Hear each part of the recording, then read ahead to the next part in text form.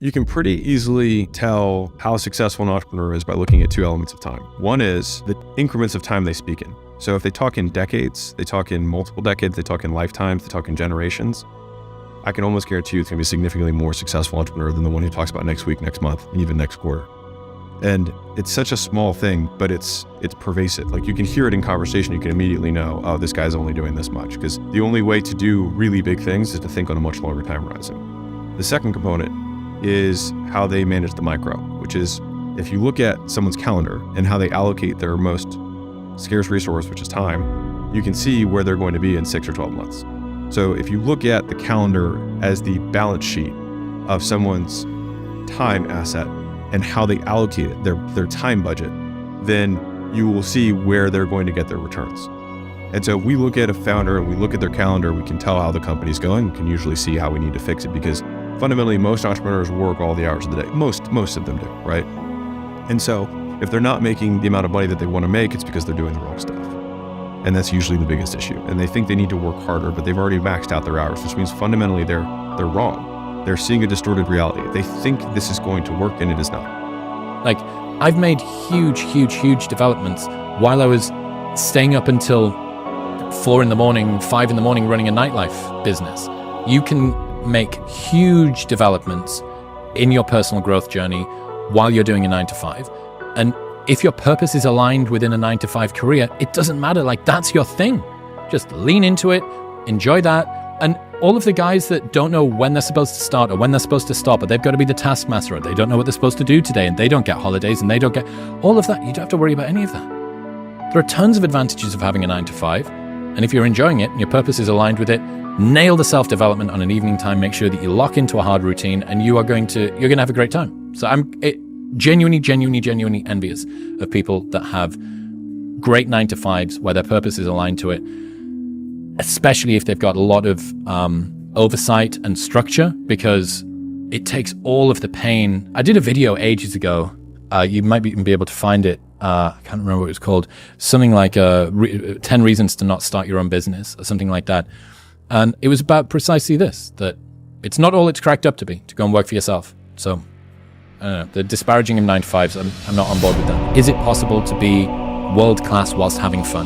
That's the question for me this year. It may be that in order to be world-class, fun has to go out the window. And if that's the case, it'll make me sad, but it's whatever, like, that's a price that you perhaps need to pay. But I'm really trying to do this.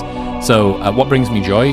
Hanging out with my friends, being outdoors, doing new things, visiting new places, going for good food, especially in different, like, adventure and novelty for me are very invigorating. It's also a great way to make time slow down. When people say, I can't believe how quickly this year's gone, what they mean is, I don't remember the days that have gone so far in this year. One of the best ways that you can slow this down is to add more memory units, and memory units are highly derived from how much novelty there's been. If you drive the same route to work every day for 3 years, that's basically 1,000 journeys that's condensed down into one memory, unless there's one day in particular where it was rainy and you skidded, or you were involved in a car crash, or someone gave you a phone call and told you that you got a raise or whatever. Like, you'll remember those. But because it's always the same thing, it just gets condensed down into essentially one memory. So trying to vary and add as much novelty in as possible is very good. As the world has become so comfortable, we're having to go out of our way to actively seek discomfort. We inject it into our lives. We artificially inseminate it. People, every time that you achieve something, what you're doing is positing a new minimum bar, which you have to get over, right? Fantastic. I've just done this many plays, or made this piece of art that's sold for a particular amount of money, or whatever. How exciting. And almost immediately there is this sort of like post-coital realization that, oh my God, that's the new bar for my best performance. That's really high. That means I now need to be even better at my next thing. And someone recently won the largest lottery in history, a $1 billion lottery. Someone just won that. From a life trajectory perspective, that's potentially one of the most disastrous things that you could have happen to you. Because how are you ever going to have a better day than the day you woke up and found out that you'd won $1 billion? The argument is a slow success strategy would be to purposefully try and drag out the wins that you have. Habits are hard to break, man. And the habit of not doing things is unbelievably difficult to get past. It's one of the problems with anyone that listens to your show or my show. You will love being cerebral, right? You will love the idea that I can use cognitive horsepower to just get myself out of problems. And there is a case of learning as masturbation, right? And believing that learning about something is the same as enacting it, and it's not. That's why it has to be action first. A quote from one of my friends that he uses when he's thinking about a concept is, does this grow corn? Basically, is it useful? Tell me how I can use this in my life. Does it grow fucking corn, right? It's this beautiful sounding concept, cognitive bias that helps me understand the way that my brain works and my relationship with everybody else. How do I use that in my life? Give me something to apply it to. And that's why with the confidence thing, choose promises that you will never break to yourself. I'm going to get up on time for the next month. I'm not going to hit the snooze button. If you do that and you look back in a month and you go, oh my God, that's the first time I've done that in forever, maybe. That's a big win. And you can do the James Clear thing. We'll write it on a board, we'll track it, what gets measured, etc., etc. But the main thing is just keep promises to yourself. And that is a good way to go from, here is an insight I learned about, I want to do breathwork, cold plunge, go to the gym, fast until 12 midday, get up on time, sunlight in the eyes, and whatever it is, right, that you want to do. Turn it into a promise. Don't break the promise. You're going to lose sleep. You'll doubt whether it'll work. You'll stress to make ends meet. You won't finish your to-do list. You'll wonder whether you made the right call and have no way to know for years. This is what hard feels like, and that's okay. Everything worth doing is hard. And the more worth doing it is, the harder it is. The greater the payoff, the greater the hardship. If it's hard, good. It means no one else will do it. More for you. Right. And it's not just me that's got better. The world is undeniably a better place because of the sort of person that I've become. I'm a better friend. I'm a better son. I'm a better boss. I'm a better partner. I've had the fortune of reaching tens of millions of people on this podcast, and I've given TEDx talks, and I've improved the texture of my own daily existence because of the process that your work triggered. You do not know the depth of impact that your work has had. And if the option had been there, I, and probably a lot of other people, would have happily taken on our share of your suffering over the last year if it would have somehow helped as a thank you for how you've helped us. So, thank you. Act first. Okay. You have to lead with action, because if you are someone that deals with a crippling sense of insufficiency, your ability to discount any good thoughts you have in your mind is going to be so strong. If you try and lead with positivity first, I need to think it, wish it, believe it, and I will achieve it, your set point of negativity is going to just crush that into the ground. I'm speaking from personal experience, right? As the guy that was chronically unconfident and still has, the imposter syndrome that does creep in. You have to start with action. It needs to be, okay, what would have had to have happened in a week's time for me to look back on that week and find pride in myself? Pride's seen as something that you should be ashamed of. It's one of the 7 deadly sins. But David Goggins, I did an episode with him a couple of months ago. We can put it in the show notes if people are interested. And he said pride is something that everybody misses. That having pride in your name, your performance, the way that you show up for other people is something that you can do. But you need to do something that is worthy of being prideful about, right? What would have had to have happened in a week for you to look back on that week with pride? Okay, maybe stop breaking promises to yourself. When you say, I'm going to wake up tomorrow at 7 a.m., and when the option comes to hit the snooze button, don't do it. There's one win that you've got for the day. That's action, right? And it is just, it's tried to say the Peterson clean your room thing, but the reason that works is that you start with the smallest ever step and you expand out from that. You want to become a writer. You want to leave your job and become a writer. Okay, can you commit to writing 1 blog post on Substack per week for the next 3 weeks? That would make you feel like less of a loser if you did that.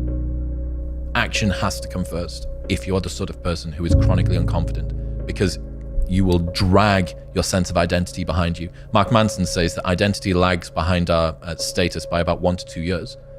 So for both me and you, in 2 years' time, we'll go, I understand why I was in LA that day, and look back. Start with action and make small promises to yourself that you don't break. If you had a friend and every single time that you and your friend decided that you were going to go out for dinner, that friend either showed up 2 hours late or didn't show up at all, you would stop trusting that person. That is the relationship that you have with yourself. You need to be able to trust your own word.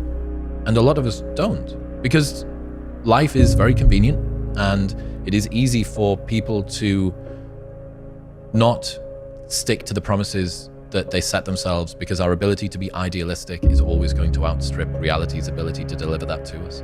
As soon as you posit an ideal, you then begin to compare yourself to that ideal. And true hell is when the person that you are meets the person that you could have been. Should your right to freedom of speech trump a trans person's right not to be offended?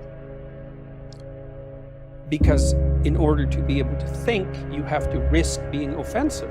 I mean, look at the conversation we're having right now. You know, like, you're certainly willing to risk offending me in the pursuit of truth.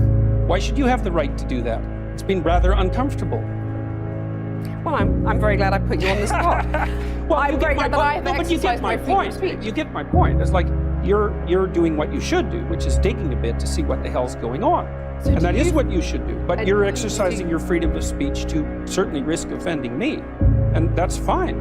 I think more power to you as far as I'm concerned. So you haven't sat there and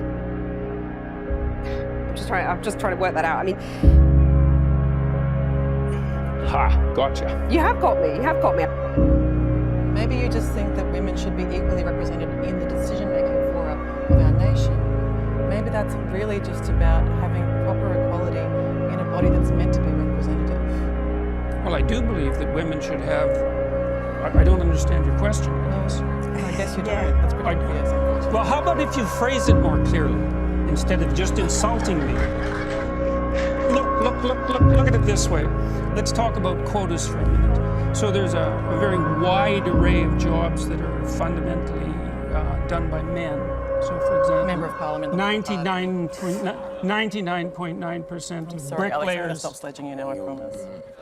I'm happy to give my minute to Jordan. 99.9% of bricklayers are men.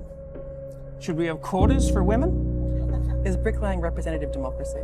That has nothing to do with the question. The question is if there's evidence of structural inequality and oppression because women aren't precisely represented at 50% in all professions at all levels, then why don't we have a conversation about having women represented in all professions at all levels? Why do we talk about the C-suite, for example? Why do we talk about politics and positions of power? Why don't we talk about it across the board? So that's my idea of the patriarchy, which is a system of male dominance of society. Yeah, but that's not my sense of the patriarchy. So what's yours? Well, in what sense is our society male-dominated? The fact that the vast majority of wealth is owned by men, the vast majority of capital is owned by men. Women do more unpaid A labor. very tiny proportion of men, and a huge proportion of people who are seriously disaffected are men. Most people in prison are men. Most people who are on the street are men. Most victims of violent crime are men. Most people who commit suicide are men. Most people who die in wars are men. People who do worse in school are men. It's like, where's the dominance here precisely? What you're doing is you're taking a tiny substrata of hyper-successful men and using that to represent the entire structure of Western society. There's nothing about that that's vaguely appropriate. But I could say equally well that most rape victims are women. Terrible things happen to people of both sexes. And you could say that with perfect utility, but that doesn't provide any evidence for the existence of a male-dominated patriarchy. Well, It just means that terrible things happen to both genders, which they certainly do. But there are almost no women who rape men, for example. So that is an asymmetry there in sexual violence. Well, yes, there's an asymmetry in all sorts of places, but that doesn't mean that Western culture is a male-dominated patriarchy. The fact that there are asymmetries has nothing to do with your basic argument. I haven't learned much about the habits of the rich at all, to be very candid with you. I think that maybe there are some beliefs that, because like my dad was a doctor, I wouldn't say he was like, ultra wealthy, but like we lived an upper middle class, lifestyle.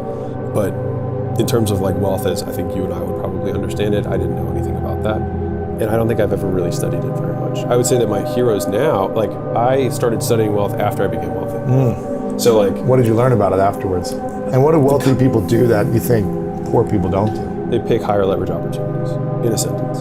So like rich dad, like poor dad says get a job. Poor dad says get a higher paying job. Like rich dad says like, and the thing is there's so many innate beliefs that seem commonplace. Like, well, of course. You know what I mean? Like, well, of course, you buy some real estate and, it'll appreciate over time. Of course, you invest in some stocks. Like, yeah, of course. But like, poor dads just don't say that. And so you have to like learn that, I think. And I didn't, so I'm grateful in that I didn't have to learn that because I heard that just was, of course, yeah, once you have some money, like, of course you don't spend your whole income. Of course you don't. And so there's a lot of course you don'ts that I think I inherited just by being like a saving father. But there's also some upper middle class people who don't save anything. Money hygiene. I think I've had a lot of really good money hygiene from my dad. The big breakthrough that I had for me was when I stopped focusing on, and this is going to sound backwards, but when I started my gyms, I was all about building the business, right? And when I built the biggest companies that I've had and now recently sold, and now we have our portfolio, it was about how do we make the most money? And I know that sounds completely backwards, but the only way that you can make the most money is to provide an exceptional valued service and charge a ton of money for it. And because I optimized around making money, I started going for low capital expense businesses because I had lost everything after that 5-year stint. Mm-hmm. And so I was like, never again am I going to reinvest every dollar from the business back into the business because I've lost it before. So when I started the next business and every business I've had thereafter, like we take dividends every month. And we do that because... You don't wait till there's an exit 10 years later and put all your money in. I'd love to do both. Yeah. Why not both? Sure. Right? And so that was... Take a dividend and get a bigger... Of course. Yeah. But not just put money in and wait and get no money back. 100%. And the thing is, and this was a fallacy I had, because people always talk about like reinvesting in their business, but I realized that just meant that they weren't making profit. And so the vast majority of businesses, even the software world is somewhat shifting in this, but they want to see profit. And then even better is if you have net free cash flow, which is just a fancy word for the amount of money that you can take out every month after making necessary investments in the business.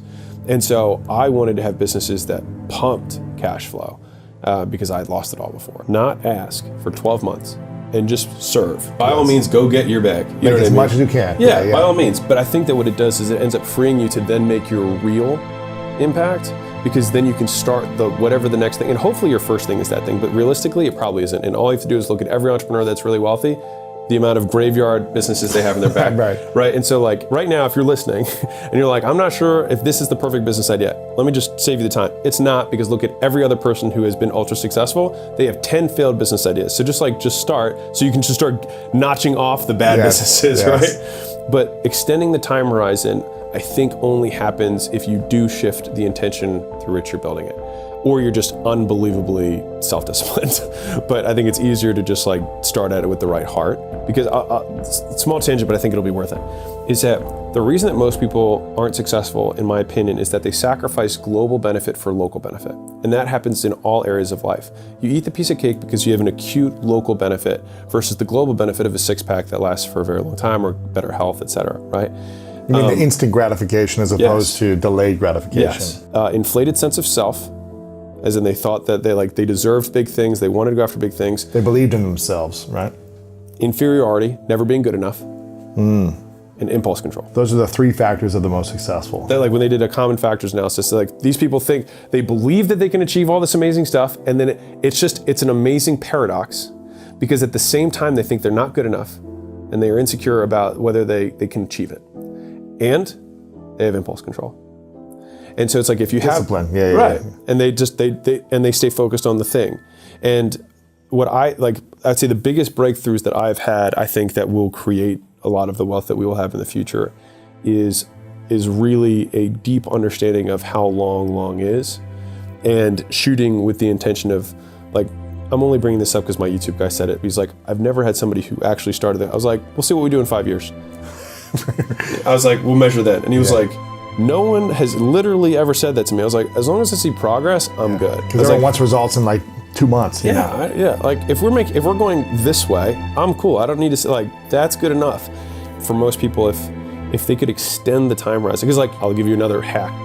You can know how wealthy someone is based on the time horizons they speak in. Give me an example. So if someone's talking about how they're trying to make money today, like, hey, let me hold 20 for today. You know how poor they are. I have to say poor. Like, you know how poor they are, right? If someone's talking about what they're going to make this week, or this month, or this quarter, or this year, or this decade, think about how different the people are who are talking in those time horizons.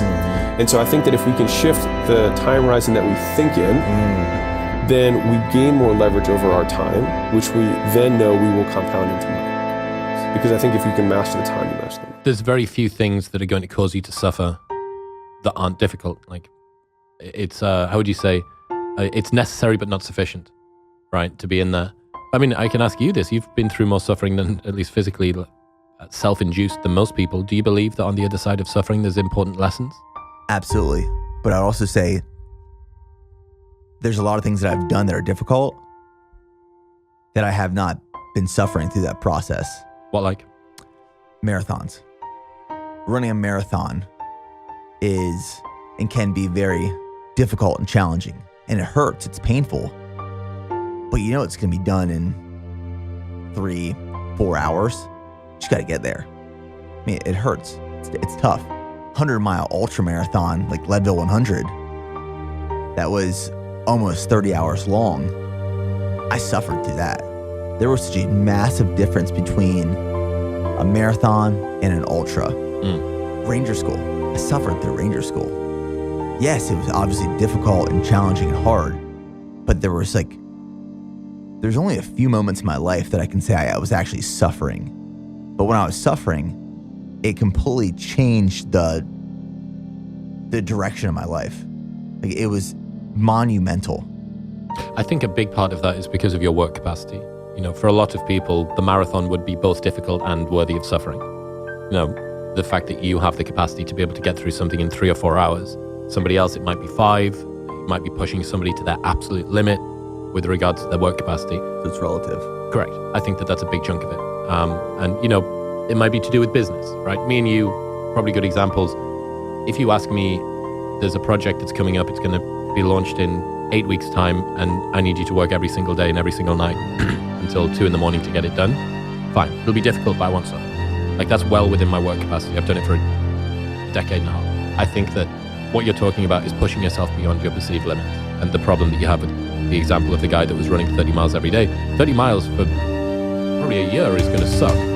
But after a while, his work capacity is going to catch up to the demands that he's got. And that's why you need to continue to do difficult things. You need to do things that you basically can't believe that you can do. Michael Easter got this great book, The Comfort Crisis. You might have seen, he was on Rogan, great episode on Rogan. I've heard of it, but I've never read it. Really, it's just ways and tactics to beat a set point of relying on comfort. And he has this idea that once a year you're supposed to do something that there is a 50% chance of you being able to finish. So he uses this example, I think maybe it's in Rangers or probably the SEALs or something. They have to carry a rock. A team of 4 guys has to walk a rock across the bottom of the ocean for 1 kilometer. So one swims down, picks the rock up, walks. I think I've seen videos of this. Drops it, goes back up, tags the next one comes down. The other ones are still treading water, right, for the entirety of the time. And the reason he said, you know, like, you pick your own tolerance of whatever 50% is. 50% for you, running distance is going to be significantly different from 50% for me, as was shown by how much Cam both made each of us run when we went out to go and see him. So yeah, I think just finding something, the suffering part, and trying to find, if you're looking to find lessons through suffering, I think that you're going to be able to get them more reliably by doing something that is well beyond the bounds of what you think that you can do. And I think that in that is where you're going to find that the ceiling of what you thought your capacity was has been lifted. And the lesson that you learn from that is, okay, well, where else do I have limiting beliefs in my life? What are the other areas of my life that I think that this is as good as I can be? And wow, I didn't think that me and my 3 buddies could walk this rock across the bottom of the ocean for 1 kilometer, but we did it. It took us 6 hours, but we did it. Okay, what else? Maybe the way I'm showing up for my partner, maybe the way that I'm dealing with bad, difficult conversations with my parents, maybe the way that I'm drinking on an evening time, maybe all of these things, it blows open your expectations because one lesson spreads across into all different domains. Have you found that a lot of people you've interviewed and had conversations with who have reached levels of success, they voluntarily suffer on a regular and consistent basis? One of the most common traits amongst the high performers, mostly the men, but amongst the high performers that I speak to, they are electing to put themselves through hard things very frequently. Especially, as a good example, you mentioned Rogan. You know, he is a guy who could have the entire world coddle him for the rest of time.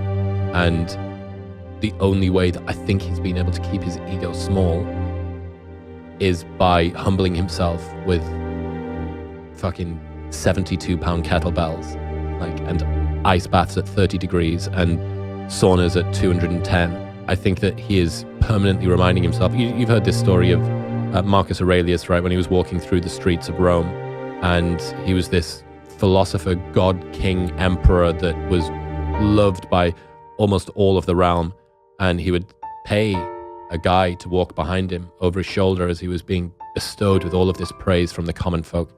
And this guy behind him would be whispering in his ear, "You are only a man. You're only a man."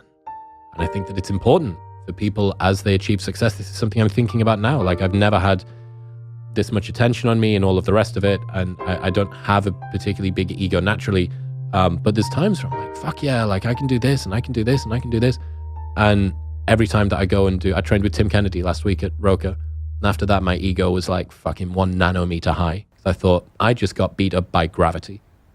And it's a good way. It's a good way to keep yourself in check. And I think that, consistency is the most reliable trait that all of the successful people that I've been around have got. No one is successful who isn't consistent. Consistency won't guarantee success, but not being consistent will guarantee that you won't be successful.